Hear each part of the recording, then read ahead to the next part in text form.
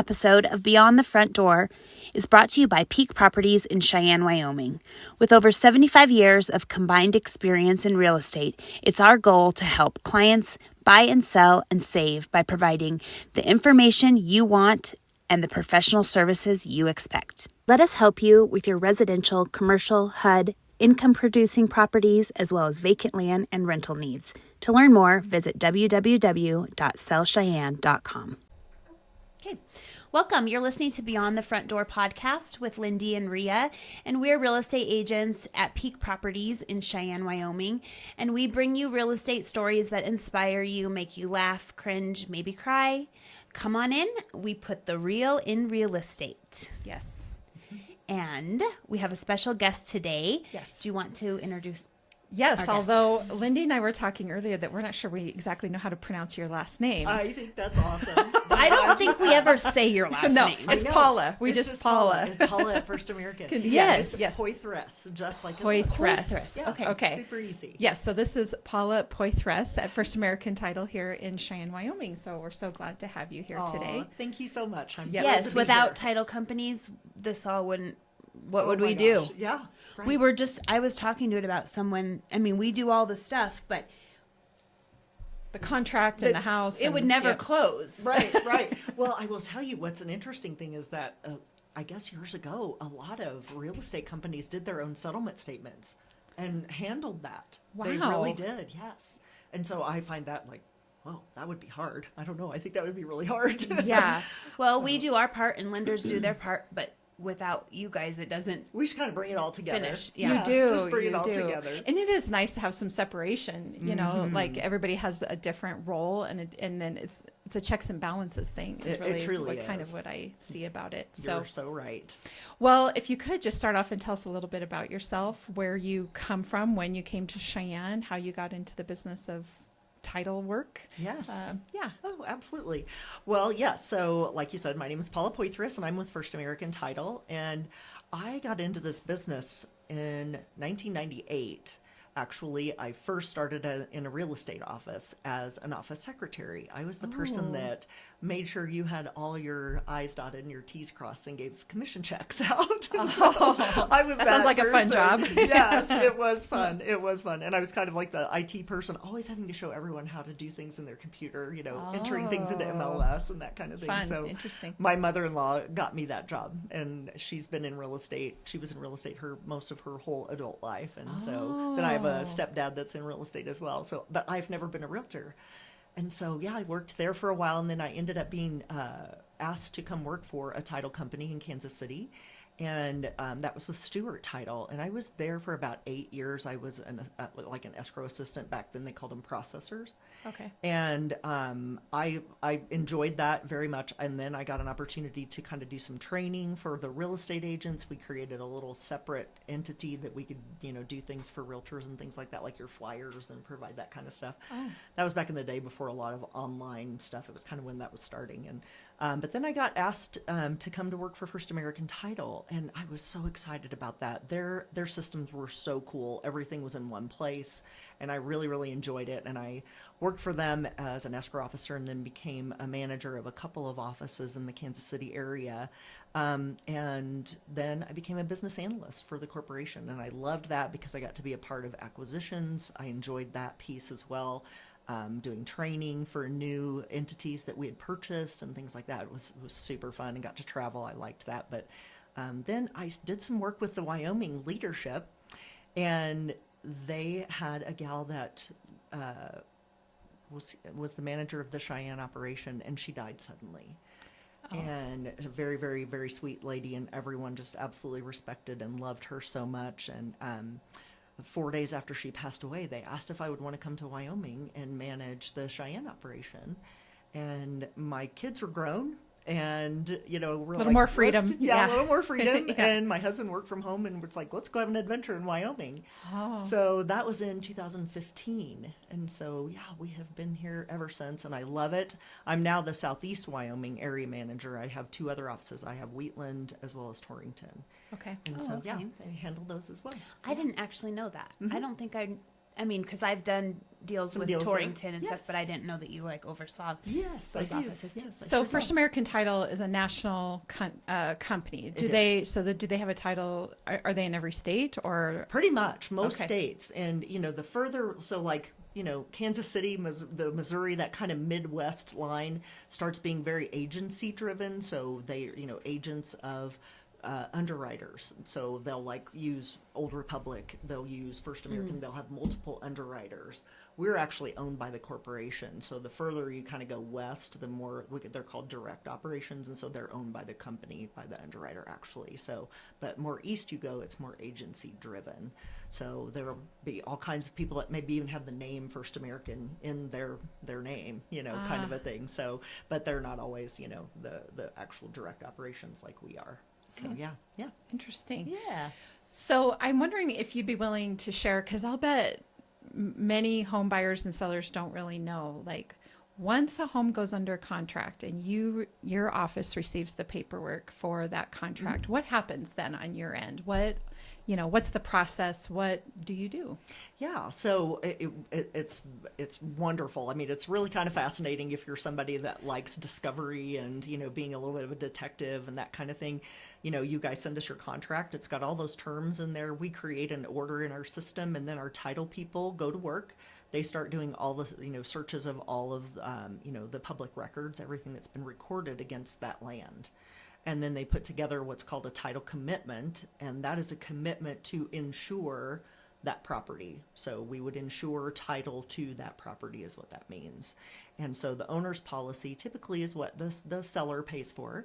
And then if there's a lender involved for the buyer will pay for that lender's policy. So they're all together on that one commitment. So then once we do that, those documents come out to you guys, you send those to your customers, and they get to review those. They can look at the covenants and things like that might be recorded, any of the easements and things like that. Those are always in the exceptions.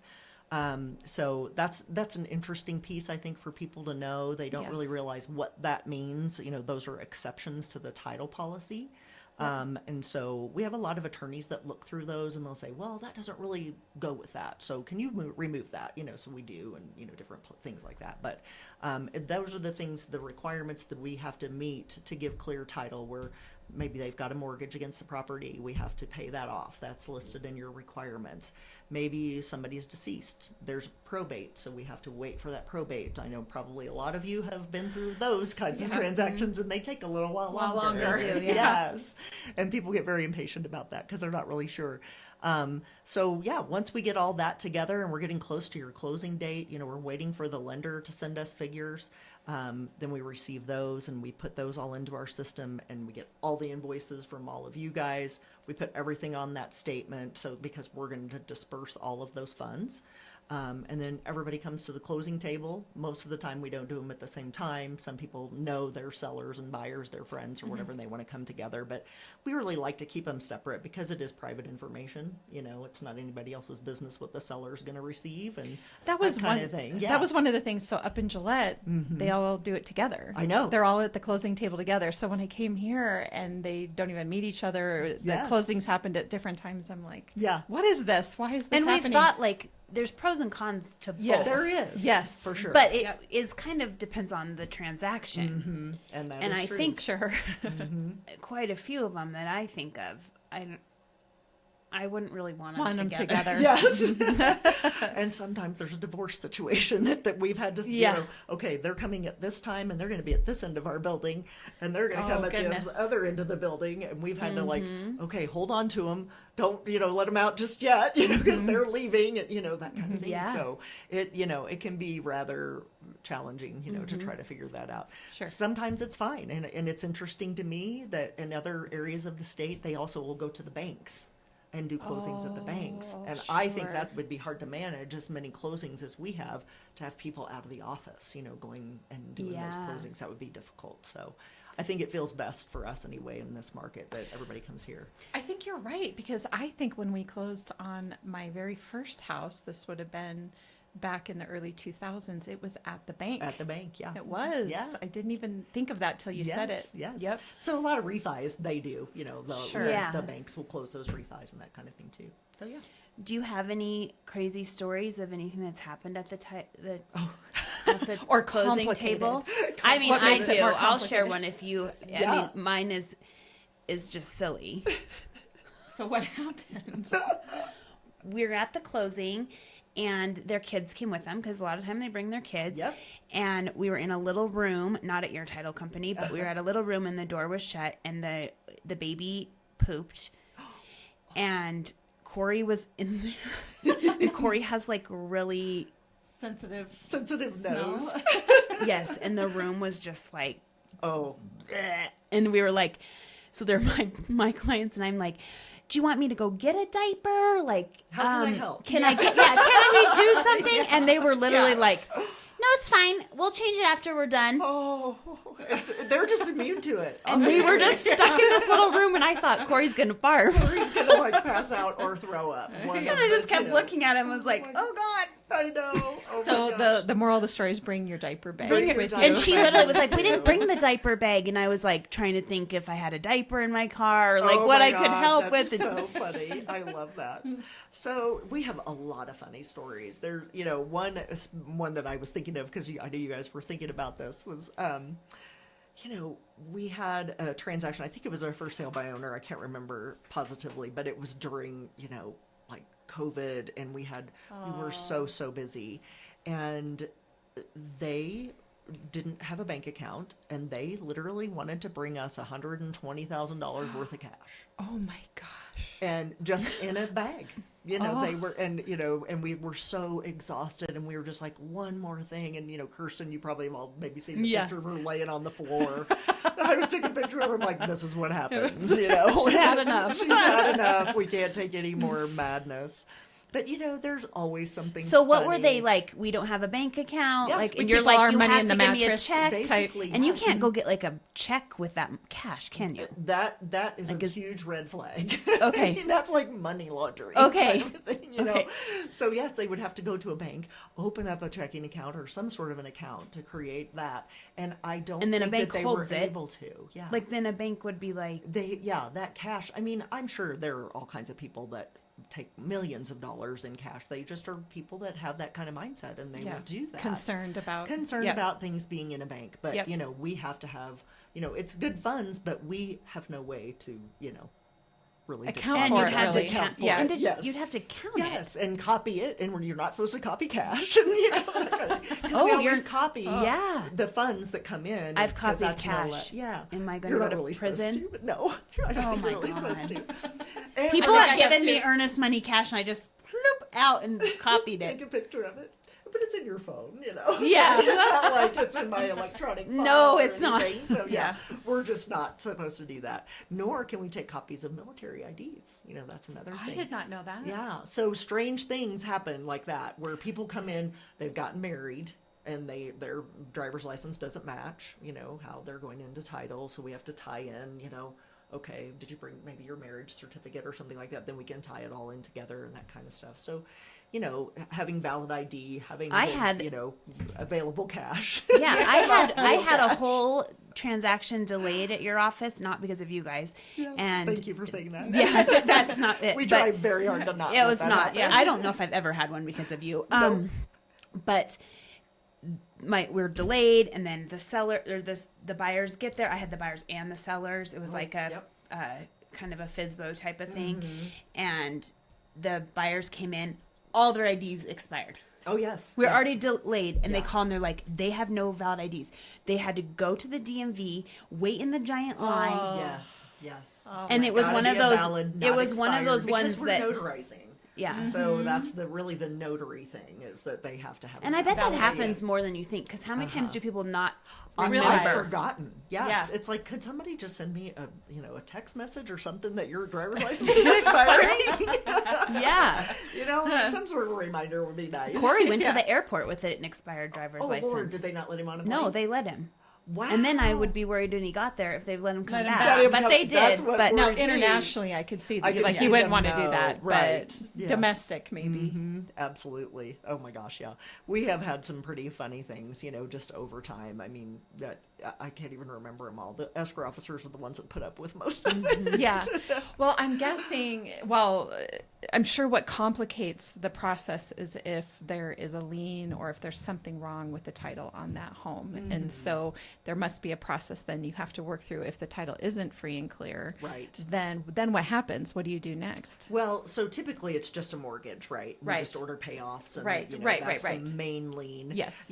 Sometimes there'll be a federal tax lien, and something to consider as realtors is to ask your title company to prepare listing commitments for you, which that's what we do, because then you guys see that ahead of time before you even get a contract. You can start working on helping get that. Yeah, I see. definitely. Okay, So yeah. then it doesn't fall apart when you have Exactly, some 'cause they surprise. You get to the sometimes end. can take a long time, especially during COVID, where they sent all of their people home. There was no one there to receive any mail for payments and things like that, and it was a really weird time. So federal tax liens take a while to get payoffs on, and we have to engage with your customers to be able to get that information, because they won't always just talk to us. So yeah, some of those liens, sometimes there's an unreleased lien from maybe a bank or somebody that is no longer in business.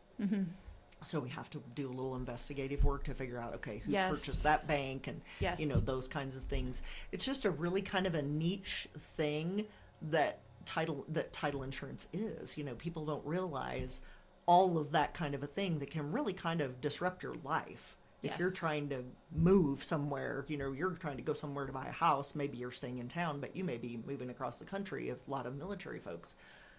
So we got to help them get through that. And I think having that preliminary title commitment is a really good idea for realtors.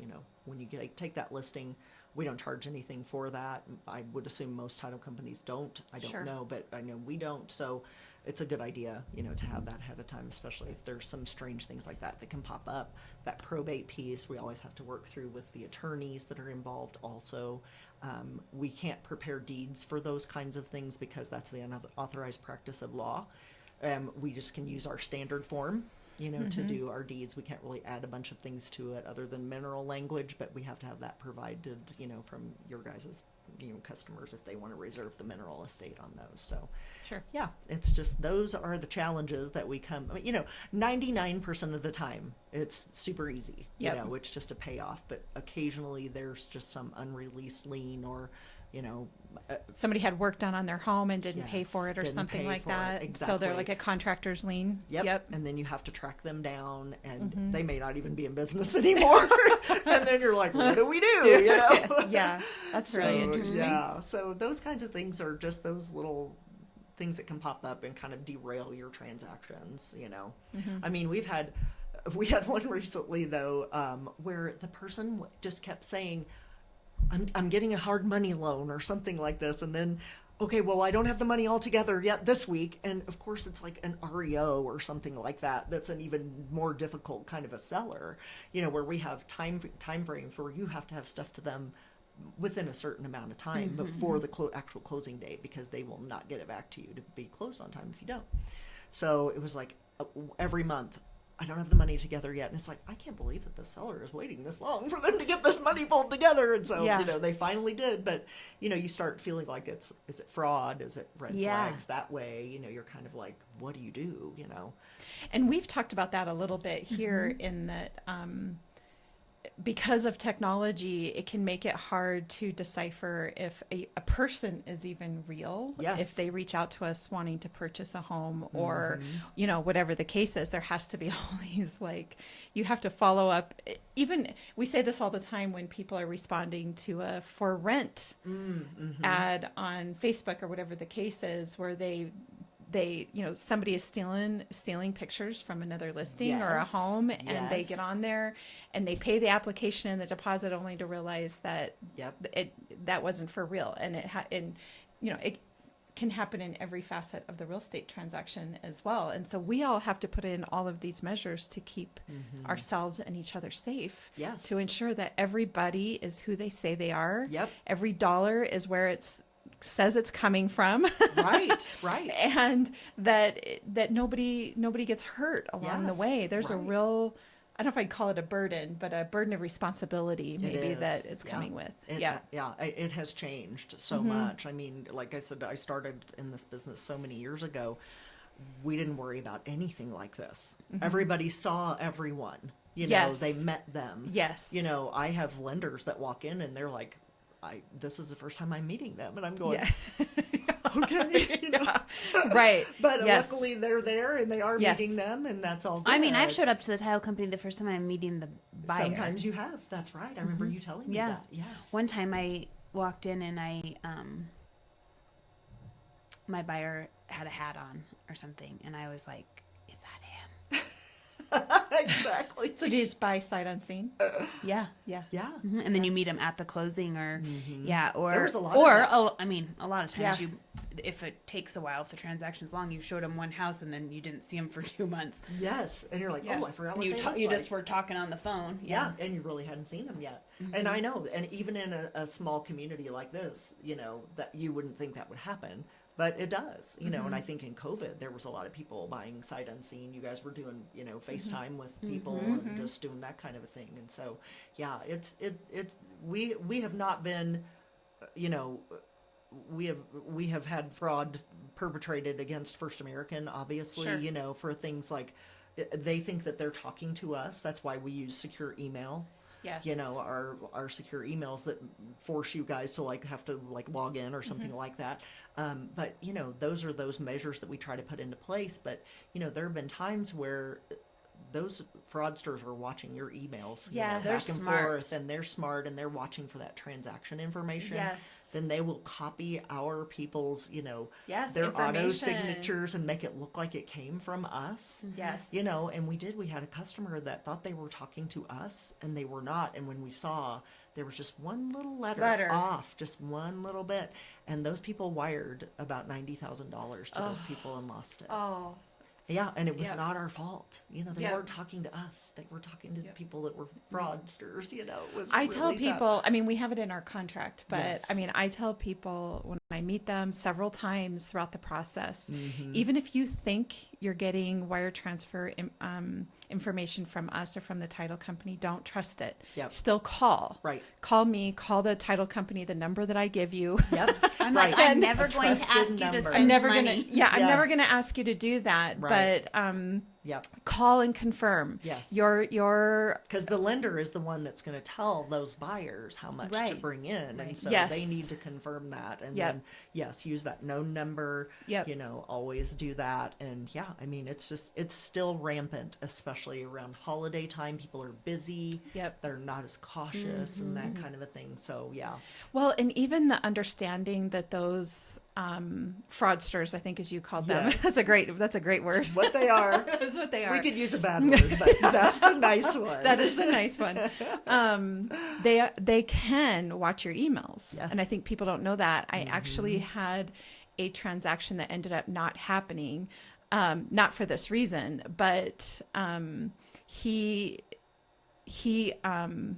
ended up started getting emails, and this person was in Florida, and started getting emails, and then had I don't know if it was a hack on his bank account or whatever the situation was. He didn't lose anything. Thank Nothing goodness. happened. Right. But he's calling me and he thinks it's coming from me. Oh, And I'm like, well, we have a really, like, as you Yes. heard Yeah, Deb we talking pay about extra earlier, we have for- an Wow. iron, As much as as you much can. as we can Much as have, you the can highest do. security level email. And I was trying to explain to him, and his was AOL.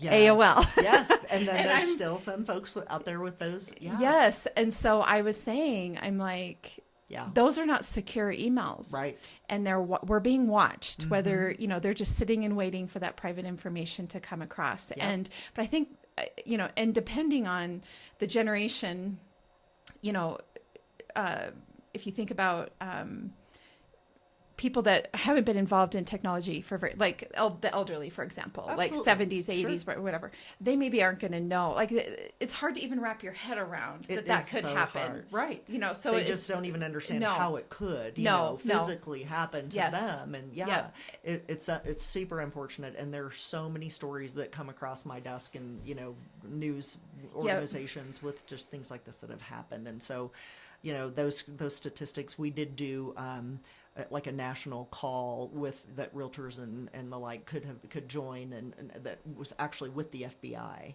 I don't know if any of you guys did that, if any of you guys joined, but I had sent out an email, just invitation to anybody that wanted to register. We had a good, looked like a good showing, at least out of Wyoming, but there were thousands of people on that call, and and the FBI, of course, would not let us record it. We're like, can we record this so we can share it with everyone? No. But I mean, the statistics were staggering about how much that happens and how much money people have lost. And there's like this whole department of FBI people that's just all they do now. Mm-hmm. Yeah, and it's just, and you guys see it in other industries as well. I mean, it's just people just trying to.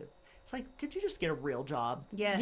Yeah. Like you spend all this time trying to fraud people. You put that much energy into it. Like you're that smart. But so anyway, that's the dark side of our business. But I would imagine just about every business, right? Like we're in that period of time now. And so I would just say for our listeners, when you're starting the process of selling your home or buying your home, and there's all these little steps that you got to take so that we can ensure everybody's safety. This is why, so that you don't lose tens or hundreds of thousands of dollars. Your life savings. Mm-hmm. There's a real, I kind of liken it to, before 9/11, we could just go to the gate and get on the plane, and security was kind of minimal. I mean, there really wasn't all the safeguards there is now. And there for a little while, it was incredibly time consuming to get through security and go through, to take a flight. But I have to say, I felt better knowing, right? Because that did happen. Now I feel better that they're checking everybody and making sure that we're as safe as we can so that we feel comfortable getting on that airplane. Right. And it's the exact same thing, I think, in a real estate transaction. If you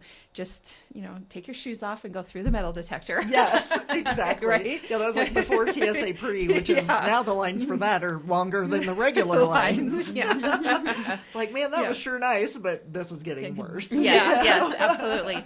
So, just bear with us because we're working to make sure that you're safe and that you get to keep all your money. And I think that that's so important, for realtors to be having those conversations, and we have for sale by owners, of course, that come to us, and we have flyers that we give to them and say, here's why you should use a realtor, and, that kind of thing. We don't advertise that, that kind of a thing, because we would rather people have someone directing them through that transaction, because it's a lot of money. That, and it's just, there's a lot of steps that the general public just doesn't know need to happen, and those are the ones that inevitably end up in some sort of a mess, and that kind of thing. So, just because the people don't maybe know all the steps or the process, and it can still just, all of this. So they, we do our best to, tell them, make sure you're not sharing your personal information, that kind of thing. So it's definitely, it's been a different world for us just in these probably past, 5 to 8 years. It seems like it's been very really, different. it really has taken off for sure. Yes. The business you can't even post anything on Facebook Marketplace without some scammer trying to scam you out of money. And that's what makes you scared with for sale by owners, like you said. Yes. Whenever I talk to a person who's like, I'm thinking about doing for sale by owner, I just ask them those questions. How are you going to know who's walking through your house? Yes. Are you gonna like vet those people? Are they qualified people? Like, just ask questions that we do. Right. And you're licensed. And we're licensed, and we say, what are you gonna do in this? And they're like, oh. And then what about this? And then they don't realize all the things. Yes. It's like, I know. I don't know if I'd want all that. That's why you hire an attorney. You wouldn't be in trouble with the law and go, I think I'll represent myself because yes, exactly. I can. Right, just because I can. Yeah. Right. Yeah. No, I understand. Yeah. I mean, and it's in our side of the business, the title insurance side, it's one of those things that people don't even realize that they really should have. They don't understand, well, why are we doing this? Why are we going there? They probably ask you guys that kind of thing. You know? Where are we meeting at? Why are we meeting at the title company? Yes. What is is- this title commitment thing you title- sent? yes, what does I don't know that what this mean? is. What does this cost? Yeah. right. I And just had a conversation with Did you have that yesterday. conversation? Yeah. Yeah. And so, I think that once something happens to you that the title insurance is going to cover, you're glad you have it. Yes. It's a one-time thing. I've never not like until other recently insurance. had that. Is that A is claim? it Yeah. is a claim like very common? Because I have been in it 10 years and I've never until Not super recently. common. Yeah, not super common. I mean, it does happen. We make mistakes. We're not perfect. Sometimes the county records might be wrong. They may have, they may have like posted something somewhere in a different location at the courthouse that we may not find it there, so we don't find it. So then, yes, that's what's covered. That kind of a thing. So, that. Until something like that happens, you don't really realize. A lot of times you see more things like boundaries or, encroachments and things like that. So. And what happens when someone files a claim? So, yeah, let's say there's something, I don't know what it could be, but we just then had I one file a recently, claim, it was we missed one. Encroachment. Yeah. And so let's say an encroachment and they didn't know it was on there and you file a claim and then what's the resolution? Does process someone for that. pay for, does it end up Yes, being like, that's what First you American pay for does. this Yeah, to so be taken off or for it to, we do, yeah. So if it's something like that maybe we missed or something of that nature, our claims department does an investigation of that. They look at what our title search was and that kind of thing, and they analyze what our, role in that was and what we need to do. And then they take all those steps to make sure that it's done, that it's rectified. Maybe something has to be recorded, and we pay for all of that.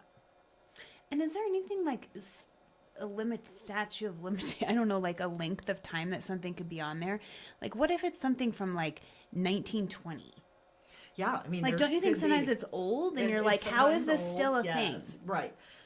Certain things, we will sometimes insure over because, like you said, it's been on there forever. Maybe it's a bank that went out of business in 1920 and there's nobody that took it over, that kind of a thing. And so we've decided, okay, there's really very minimal risk to insure over that, and it was like probably $10,000 or something, the lien or something like that. But it's, we make those decisions, at a local level. We consult our underwriters for those kinds of things as well. But yeah, I mean, those things can happen. If somebody ever feels like they've been harmed and, if that was harmful to them, if they felt like that was something then they by all means file a claim.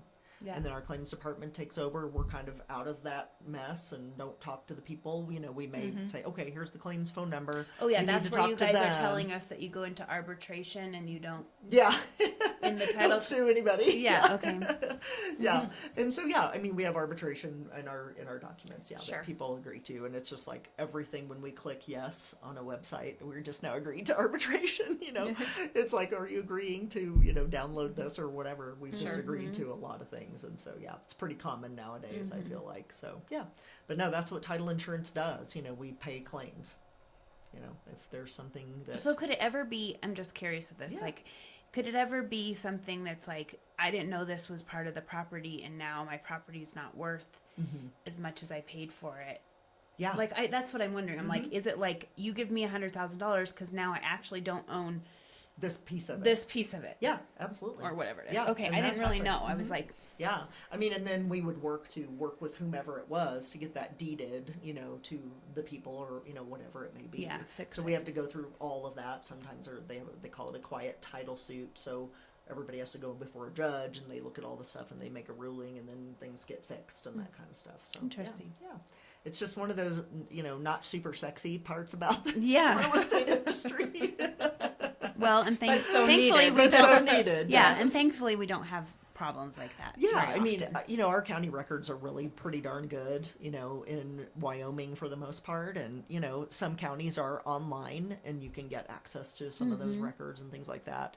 But some counties are not. Some counties, just like we were talking about today, was interesting to think about those small towns. Yes. For example, Niobrara County, where we would love it if they were online. Yeah. Which they do have like an online site, but it's extremely expensive to use. but we can't e-record there. You know, they don't have the staff, you know, because they just don't have much money in the counties and things. So that was an interesting way to think that through. You know, some of those nice things that we're so used to in a community like Cheyenne, smaller, you know, counties and things like that just have maybe one bigger town, you know, the county seat, they just don't have the kind of money for that. It's the absolute truth. Yeah. And so those are other, you know, consequences that we think about too. But yeah, so I mean, searching all over the state can be, you know, a little bit different. You know, you may have to drive, like, you know, our Torrington office, a lot of times we drive to Lusk, you know, to do the searching there at the courthouse and that kind of thing. Interesting. Yeah. So that happens. Yeah. That's kind of our process in some of the smaller areas. So that brings us to the next question, really. Like, what's your favorite thing about Cheyenne, then? Oh, my favorite thing about Cheyenne. Oh, my gosh. You know, I do tell people this. When we came here to visit, it was in February, and it was in the 60s. And we're like, this is amazing. We were so fooled. Oh, you got tricked. We were so tricked. Mother Nature It was like had a today, plan. where you're like, this isn't terrible. It was the 60s. Oh, geez. It was amazing. It was like, I would have been on the golf course then. But yeah, anyway, I listened when we were like, you know, everywhere we went, the people were so nice and so generous. And since we came here, I just jumped right into just that kind of volunteer spirit, I feel like. And I just never You kind had of that. want to, don't you? do. You just feel like you're like, what can I do to like Yes. give to the community? To give to the community. And you know, it just, that is, I love that. I do. That's really what I always kind of come back to in my mind, that I felt like that the people, they're very independent. Yes. And you know, it was funny because I love C.J. Box novels. I absolutely love them. I just devour them as soon as they come out.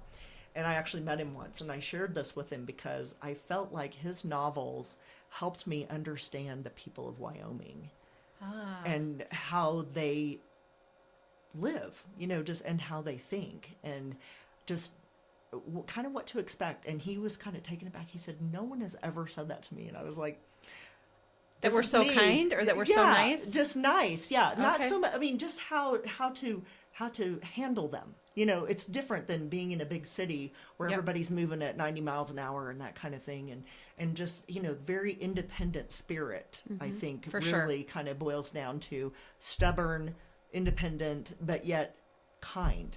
Like you said, you know, still Yep. kind, but just independent. And I think that has struck me the most. And I enjoy it, you know. Yeah. I think it's really fun, and you know, just kind of learning how to deal with the, you know, the people, and you know, but yeah, that volunteer piece that in Cheyenne is, there's just a huge community of us, right? I mean, Yeah. there's just so I was even many. thinking last week when it got really cold and they had places for homeless people to go, and everybody was like, what do you need? What The do you churches need? are opening up. Yeah, and it was right. like, oh, It was so wow. great. And people were shoveling each other's sidewalks Yes. and snow blowing and, you know, Yep. doing all the things. And so, yeah, I just think that's just a testament to, you know, just these people, you know.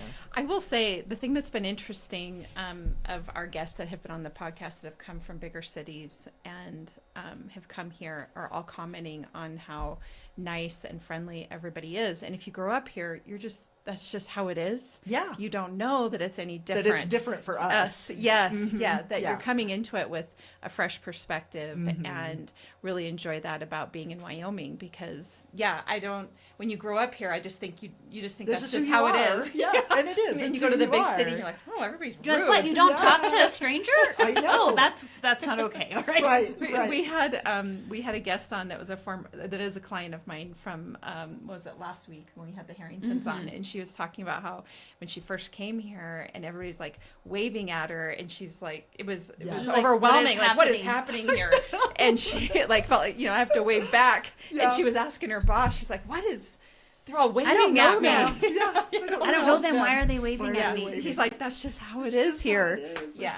It's just I'm acknowledging you. Yes. Yeah, I see you. And please acknowledge me back. yes, yes. I'm waving at you. Please wave at me Oh, back. yeah, absolutely. I Yes. do. And I think it's just really kind of all over the state, you know. Yeah, I completely agree. You know, wherever I've traveled, and I did get to do that right after I moved here was when weirdos like me will use the word TRID came into play, where that's where we changed from using just a settlement statement to now we have the closing disclosure. That was that new regulation.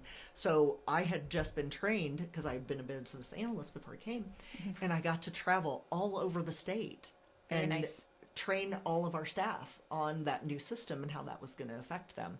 And it was so cool to just drive from like Gillette to Casper up to Cody. You were probably on some And back then roads. I was flying. I'm so glad there was no sheriffs out there, or highway patrolman. I was doing like 90 miles an hour. Aren't you married to a policeman? No, I She am. is. Yes, I was like, I "Oh, won't she tell." was married." But it was like, I this like is to drive awesome. fast too. It's okay. Oh yeah, so you know. But it was just wide open spaces and Yeah. so many, so vast and just different. And I find myself when I go back to Kansas City, and go Chiefs, by the way. And Yeah, that was my next question. I was I gonna, know, right? But I go back there, and especially in the summer. I mean, it's green and lush and beautiful, but I'm like, I need to get back to Wyoming. I miss being able to see forever. Yes. You know, I love that I can see all those clouds just, you know, from the land to the Yep. clouds, and I I love agree. that piece. it's you like know, the whole sky. the whole sky. It's It's big. really big sky country to me, even though they call that in Montana, but Yeah. I believe it here too. You know, The skies here are amazing. They really That's are. for sure. It's just and it's partially, I guess, the altitude as well. But I don't know. It's lovely. Well, the other thing too, when you hear people come from big cities and come into Wyoming, how dark it is at night. Yeah. Right. And especially if you're on And those you can- roads traveling. Oh, yeah. It's Oh, and yeah. you can see the and you're worried about, stars. and then too, I've had, you know, over you know, the years in my professions, you know, let's say we're bringing in a speaker or something from another state, and they're like, "You want me to drive? Isn't it dark? And are there any wild animals on the roads?" I'm like, "Well, actually there is, but Yeah. not what you think." You'll be fine. Yeah. It's not, you're not really probably going to run into a bear, I guess, unless you're, you know, depending if you're up high in the mountains, but you know, Right. you're definitely going to see a deer or You're two. gonna see That's some for sure. deer, And maybe some elk rabbits. here Yes. and there, Yeah. of course. Yeah. And if It you is. hit one, don't worry Don't about worry, it. It'll be yes. okay. It'll be fine. That's right. I know. As long as you have cell service, you're okay. Yes, and You that know, is That's the that's yeah. the challenge. Just for really sure. quick, I just want to say, please do not rely on your Google Maps. Yes. When you're taking the back roads of Wyoming and it's snowing, you're going to land in some place you wish you hadn't, and you're going to, you know, Yeah. people are going to have to come rescue you. So. I will tell you a story that if we still have time. Yeah. Before I came to work here, I did come, like I said, to do some training and things like that with the folks in Wyoming, and I went to Wheatland, Wyoming, and I was looking for a hotel. And I'm a hotel snob. And I was like, I am not staying in Wheatland, Wyoming. Cheyenne's the closest place. So I'm going to drive an hour every day for 2 weeks Oh to my go back and gosh. forth. Oh my gosh. But I really didn't realize there were no gas stations. And so my rental car, I was like, I'm on the phone with my husband coming back. I am on fumes. I'm at mile marker, whatever. I am so frightened. You're not the only one that has happened to. I know. I No. never leave anywhere now without Without a full plenty tank. of gas. Yes. I learned my lesson, and I taught my son that same thing because he lives here now too. And so he Yes. was driving to Sheridan and was going up into the Bighorns to do some camping and stuff. And I said, just wherever you see gas stations, fill up. Yes, Just I stop and completely fill agree. up. Yeah. You have to explain that to a lot of people. Yeah. We get lenders and leads and people who call from out of state sending you people, and you're like, yeah, that's not where near me. They're like, can you go here? I'm like, that's not close. Because, yeah, in big Right. cities, you're like, all these There's little everything yeah. out, And it's suburbs like, and that's stuff, like yeah. 2 hours away from me. Oh, Right. I'm like, I can't. I know people don't. Spread out. Yeah, it's very spread out. In fact, my boss and I were just having this conversation about how, I mean, our offices are in multiple counties in the state of Wyoming, but they are 2 hours apart. Yes. At the least, you know, I mean, Yep. Wheatland. Everything's yeah, a it's about 2 hour hour. drive. Everything's about a 2 hour drive. drive. Yeah. Yeah. So, and if weather is bad, you're canceling stuff. You're not going on your appointments. To And go we to all there. understand that. Yes. We're all like, oh, don't get on the roads today. Right. We'll figure We'll this do out. something else. Absolutely. Yeah. Yep. So, yeah. Yep, that's a Yeah. great thing. Okay. Well, you want to ask the final question? Yes, I do. Oh, I'm a Your little favorite frightened. one? We're going to put you on the spot. Okay. Yep. If you could buy property anywhere in the world, where would you buy it and why? Well, okay. I had this in mind, and I will tell you. I mean, as much as I love Wyoming, I I am kind of an Anglophile. I love British comedies and British crime dramas and things like that. I'm a super crime drama, I think British TV is, I don't want to say much better, but it's a slower pace. It does, you get to the end or the resolution slower, and I like that. So I've always felt like I would love to live on like the coast of Cornwall in England. There's a really funny series that we love to watch called Doc Martin, and it's based there. It's set there, and it's if you like British humor, you'll have to look it up. Yeah, it's kind of I think they have it on Prime now, but it used to be kind of just on PBS, but it's on Prime now. So it is a beautiful coastal town and just very laid back. It would be an interesting place to live, I feel like. So you've been there? Like you've I have traveled not there? been there. Okay. I would love to be there. Okay. When I was in 6th grade, we did travel to England. My dad worked for TWA, and so, those brats that could fly for free or $20 in first class back in the day. Craziness. It was insane. I was like in 6th grade, and I will never forget it. We just, we went all over England, just seeing the sights, but we really never made it over there. But I just think it's a beautiful, beautiful place. Or, some place where there were mountains and ocean. Together. Yes. Yeah. Something like that. So I think that would be a good place to live. But well, that's a very unique answer. Yeah, and I like it's a great lifestyle choice. Yes, it would be Answer. definitely a different lifestyle. Yes. And that was kind of like coming here too, like I was Yes. saying, it's a different lifestyle. 8 o'clock, everyone is off the roads unless they've been at something function. Right. But mostly it's like the streets roll up around 8 o'clock. There's nobody eating dinner out after 8. And Sunday morning is a little quiet. It's amazing. Yeah. And so, when we go places where it's really busy, it's weird to us now because we're so used to this. You're like, what is everyone doing now? Why are they out? And Aren't what they in is bed? going on? What- I know. what's I know. We were driving back from Denver that night, Yes. and I'm like, over there falling asleep in the car. I can't make it. I'm like, aren't we spending the night, ladies? Let's rent a hotel. Yeah, you are. Yeah, that is. I do have one more question. You bet. Okay.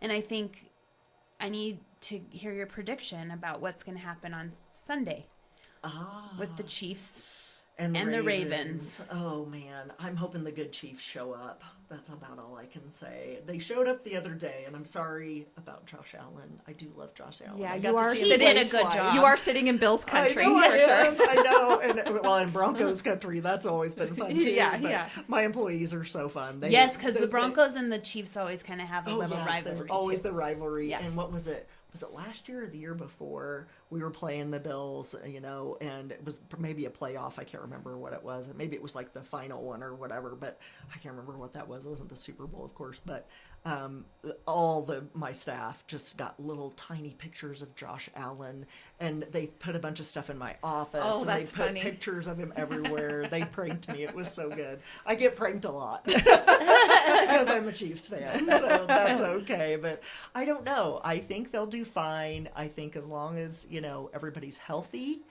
And on their game, I think. And Taylor's there cheering. Oh, Lord she's have the lucky mercy. charm, or no, I or know. what? I don't know. I know. Sometimes we're like, don't show up. They lose when you're there. I don't know. I That's know. been- I'm really superstitious like that. Like I I do know. that. I have like had a sweatshirt on, and then they start, and I'm like, maybe it's me. It's me. And I I'm know. like changing my I'm clothes. I'm texting my friend in Kansas City. I'm like, it's time for a drink because they win when we drink. Yeah, exactly. Or I funny. won't wear my Chiefs shirt while the game's on or something. Yeah. I just do the same thing. So Yeah. it's gonna be fun no matter what. And like I said, if the Chiefs wouldn't have beat the Bills, I would have been cheering for the Bills Sure, going yeah, forward sure, because I yeah. loved getting to see Josh Allen those couple Yes. times over at UW, and Yes. so I do. I'm a fan of his. I think he's a good guy. And I those really do. matchups of the Chiefs and the Bills are great. They're so really fun. Because are of it. crazy. And that's what you Yes. want is an Something entertaining fun. game to watch. Yes, Yeah. yes. And Yeah. I had a friend that said to me, she was like, I feel like I'm rooting against you for the first time in my life. I said, well, just remember this. We're rooting for our teams. We're not rooting against each other. Sure. You Yeah, know? that's a great way to put that. Yeah, because Yeah. we're just rooting for our teams. We're not rooting Yeah, we're against not- one another. yeah, Yeah. yeah. So I That's kind of great. think about it that way. Well, Sunday ought to be an interesting It day. will. I'm Yeah. looking forward to it. It's going to So- be fun. Yes. So. Well, thank you so much for being Oh, on you today and guys are joining so us. nice. See, that went really fast, It and we did. actually did almost a full hour Oh, again. wow. Well, you can cut lots of it out if you want to. Yeah. No way. So for all of our listeners, I'm Rhea Parsons and Lindy Wilcher. Yep, and I'm Lindy. Yep, and we are realtors here at Peak Properties. And if you're looking to buy or sell a home, you can find us on all of our social media as well as sellcheyenne.com. And Paula, where can people find out information about First American Title? Well, we have our own website. It is firstamcheyenne.com. And then we're also on Facebook as well as Instagram too. So please reach out to us if you have any questions about anything like that. Awesome. Thank you. Thank you. Oh, thank you guys. Yeah. It's super fun. That Thank is you. fun. See, it wasn't so bad. This episode of Beyond the Front Door is brought to you by Peak Properties in Cheyenne, Wyoming. With over 75 years of combined experience in real estate, it's our goal to help clients buy and sell and save by providing the information you want and the professional services you expect. Let us help you with your residential, commercial, HUD, income-producing properties, as well as vacant land and rental needs. To learn more, visit www.sellcheyenne.com.